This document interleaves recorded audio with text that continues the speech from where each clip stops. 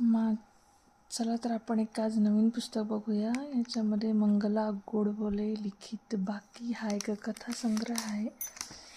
माझ्या आवडत्या लेखिकांपैकी मंगला गोडबोले ह्या एक आहेत.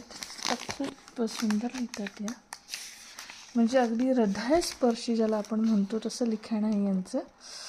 तुम्ही जर हे पुस्तक बघायला गेलात तर प्रथम आवृत्ती जवळपास आजपासून 23 वर्षापूर्वी म्हणजे फेब्रुवारी 2002ला हे पहिल्यांदा प्रकाशित झालं होतं.